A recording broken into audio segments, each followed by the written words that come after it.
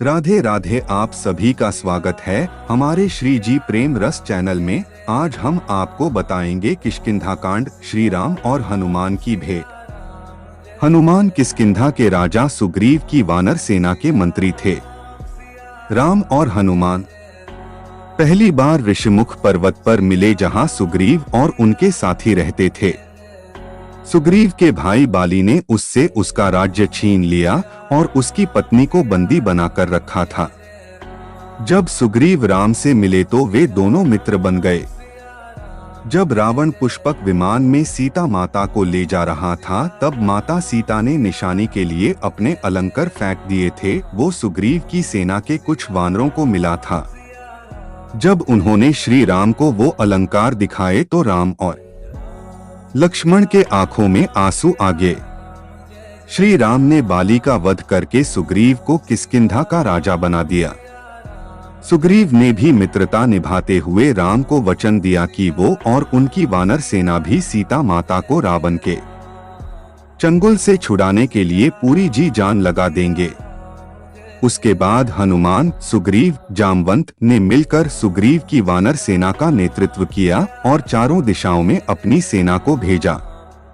सभी दिशाओं में ढूंढने के बाद भी कुछ न मिलने पर सेना वापस लौट आए।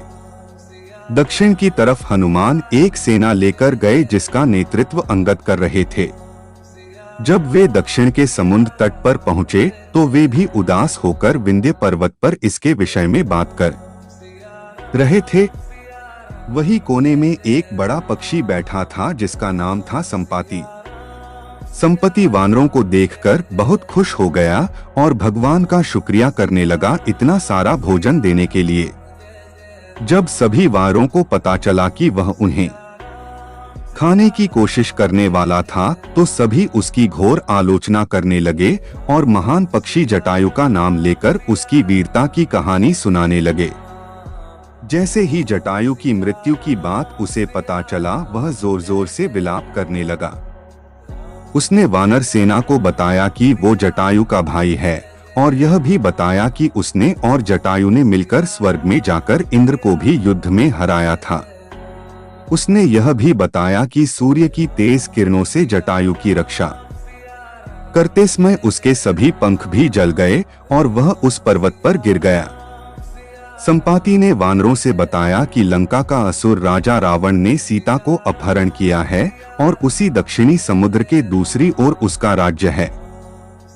लंका की ओर हनुमान की समुद्र यात्रा। जामवंत ने हनुमान के सभी शक्तियों को ध्यान दिलाते हुए कहा कि हे हनुमान, आप तो महाज्ञानी, वानरों के स्वामी और पवन पुत्र हैं।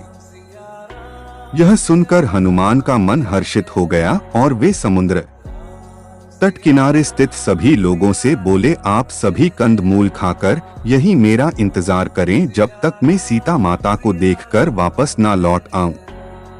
ऐसा कहकर वे समुद्र के ऊपर से उड़ते हुए लंका की ओर चले गए। रास्ते में जाते समय सबसे पहले मेनका पर्वत आए।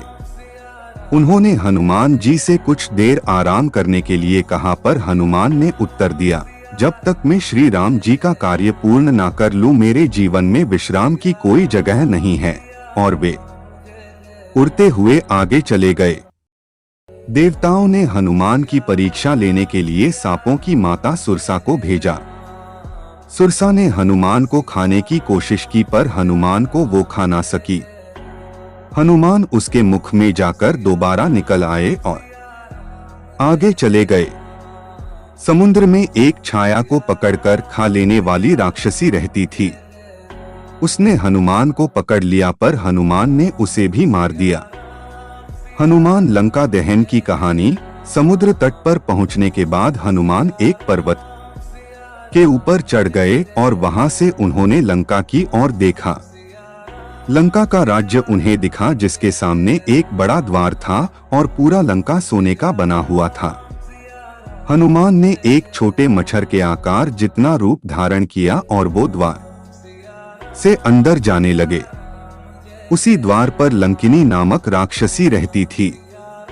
उसने हनुमान का रास्ता रोका तो हनुमान ने एक जोर का घूंसा दिया तो नीचे जाकर गिरी।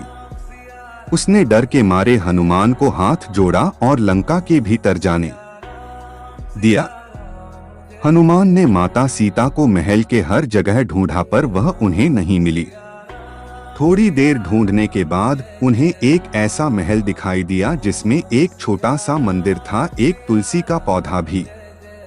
हनुमान जी को यह देखकर अचंभे में पड़ गए और उन्हें यह जानने की इच्छा हुई कि आखिर ऐसा कौन है जो इन असुरों के बीच श्री राम का भक्त है।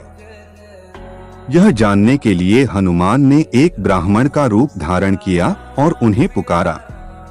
विभीषण अपने महल से बाहर निकले और जब उन्होंने हनुमान को देखा तो वो बोले, हे महापुरुष, आपको देखकर मेरे मन में अत्यंत सुख मिल रहा है।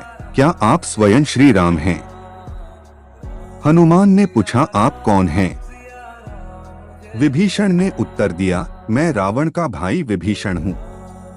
यह सुनकर हनुमान अपने असली रूप में आ गए और श्री रामचंद्र जी के विषय में सभी बातें उन्हें बताया। विभीषण ने निवेदन किया, हे पवन पुत्र, मुझे एक बार श्री राम से मिलवा दो। हनुमान ने उत्तर दिया, मैं श्री राम जी से जरूर मिलवा दूंगा, परंतु पहले मुझे यह बताए कि मैं जानकी माता से कैसे मिल सकता हूँ। इसके आगे हम आपको सुंदरकांड की कथा में बताएंगे। राधे राधे। वीडियो अच्छी लगी हो तो लाइक करें और चैनल को सब्सक्राइब करें।